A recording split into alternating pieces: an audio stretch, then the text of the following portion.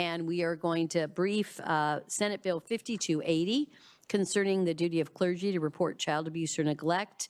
Allison Mendiola is staffing the bill, and it is sponsored by Senator Frame.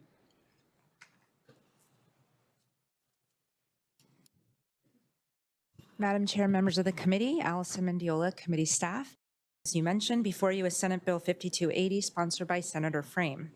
This bill has to do with mandated reporters, and those are people who are required to report child abuse or neglect of a minor to law enforcement or the Department of Children, Youth, and Families.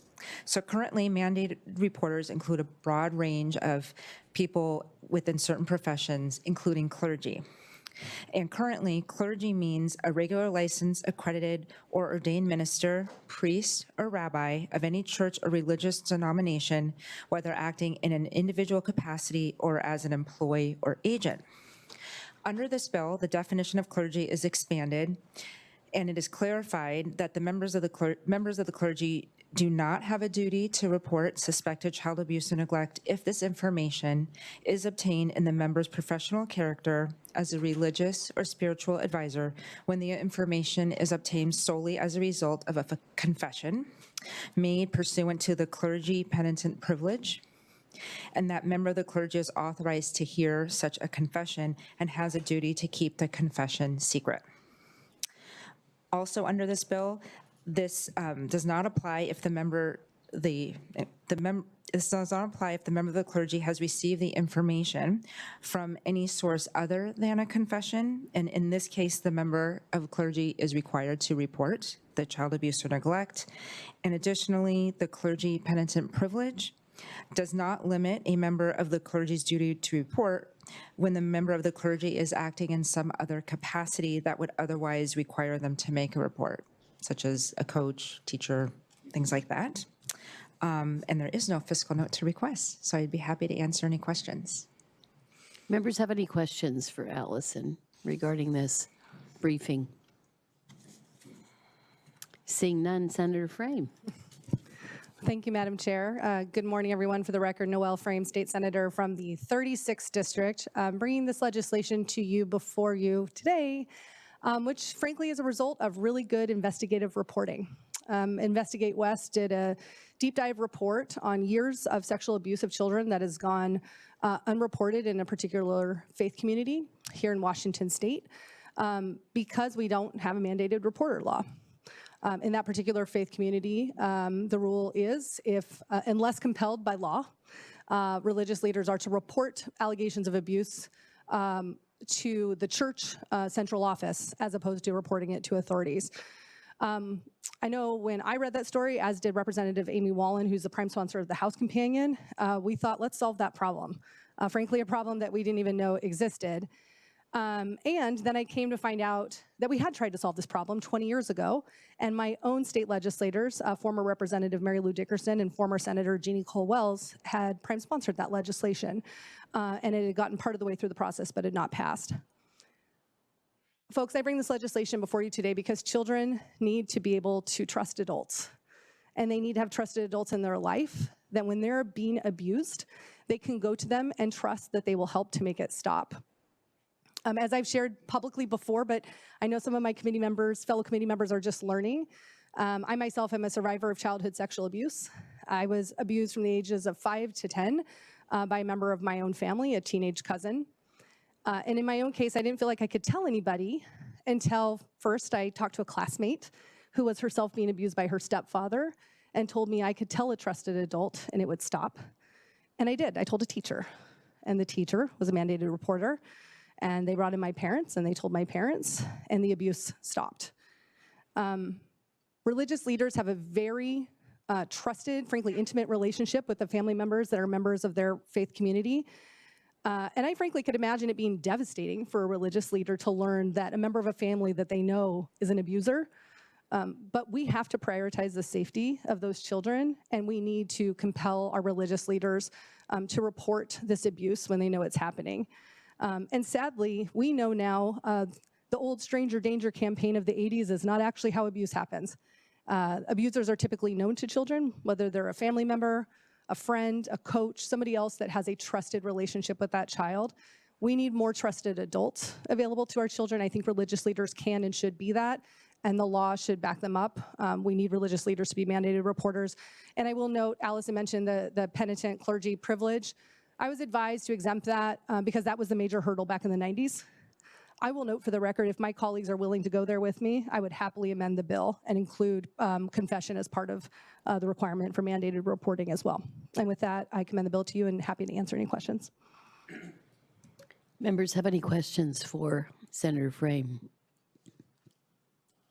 Thanks for bringing this important bill forward again. And Vice Chair Kaufman, would you like to call up? We have two panels.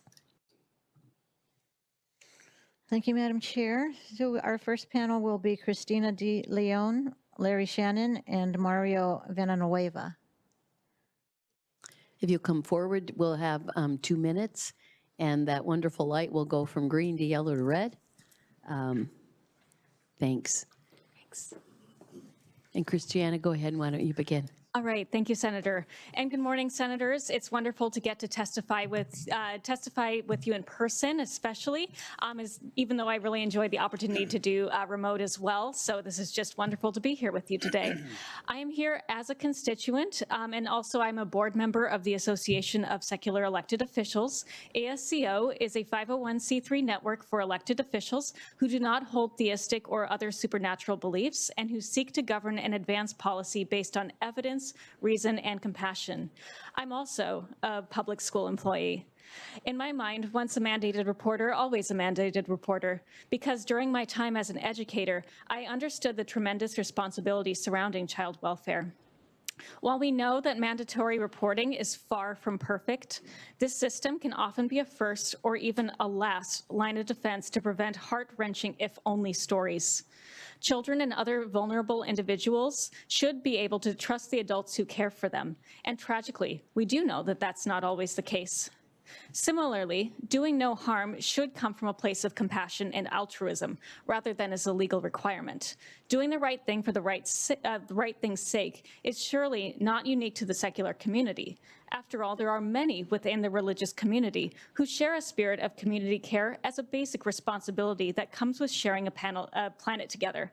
However, mandated reporting is a stopgap against the bystander effect that can get the best of us. Therefore, I urge passing of this bill, but if and only if the Senate passes a version of this bill that is concurrent with what is modified out of committee in House Bill 1098. That is, it's imperative that we strike the language from the bill that gives a dangerous loophole in the form of confessional exceptions. We must strike this element. Otherwise, we're simply creating a new loophole instead of closing one. The idea that there would be an asterisk for such a critical requirement should not sit well with us.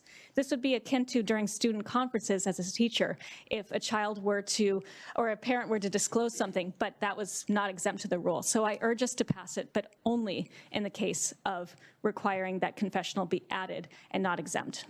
For the record, could you please identify yourself? Thank you. I'm Kristiana de Leon. I live in Black Diamond, Washington. Thank you so much. Thank you.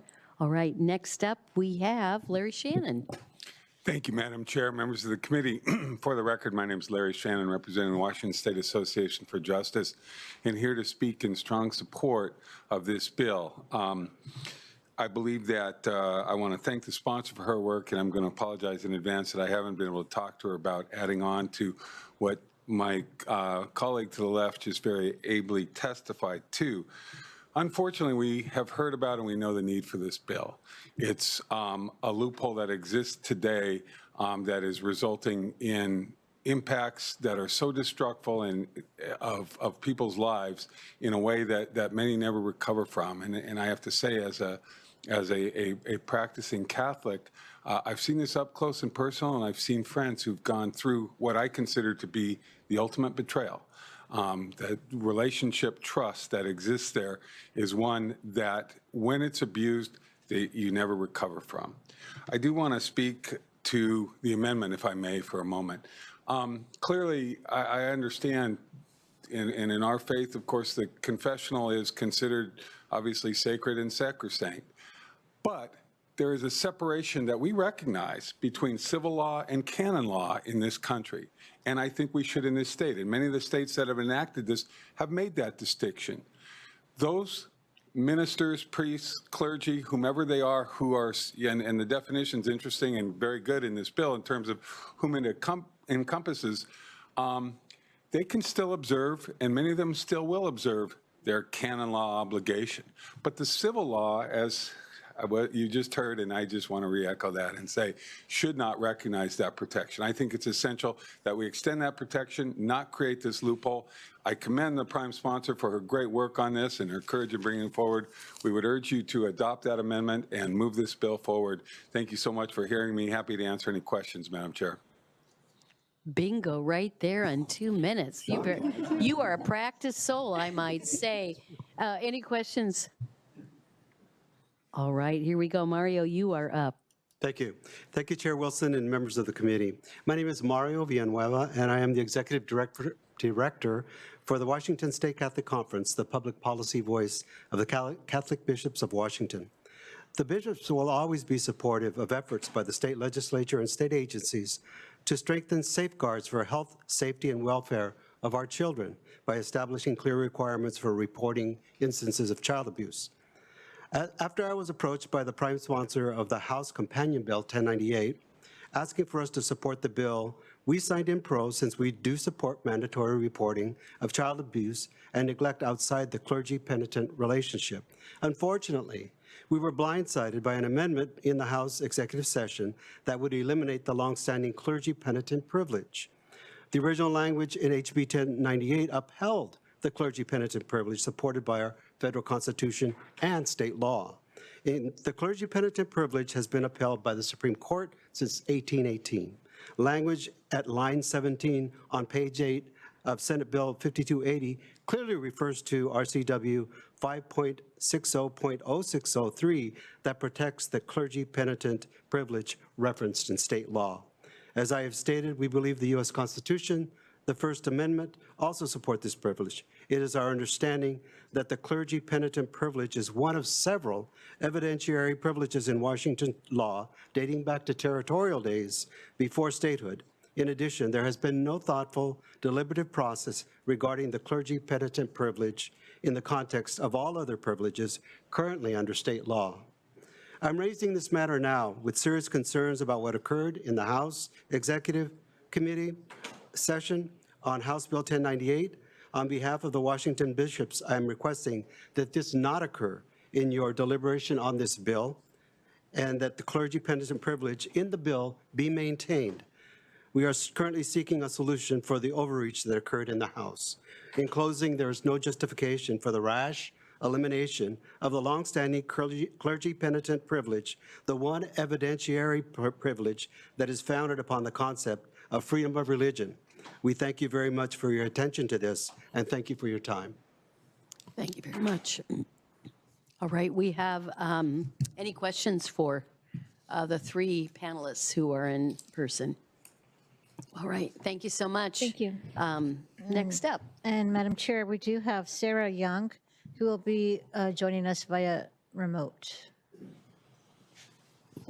Go ahead, Sarah.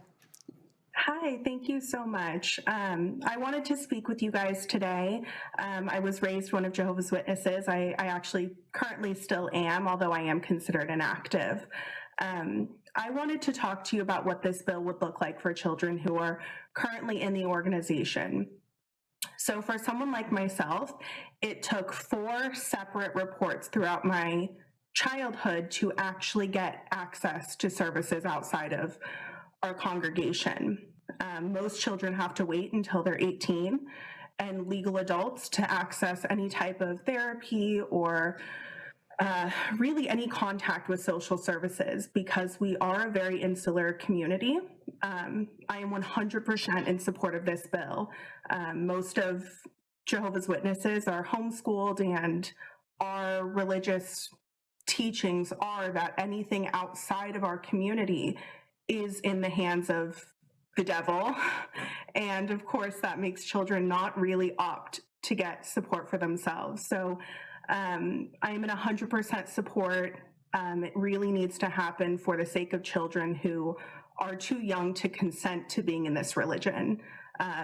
their parents put them in this, and it can be a good upbringing if there are protections there. And it is up to our government and local government to enforce that children who are unable to consent to a two-person rule, to not accessing help, that there are some safeguards there. And that's all. Thank you. Sarah, for the record, can you let us know who you are? Identify yourself just for the record.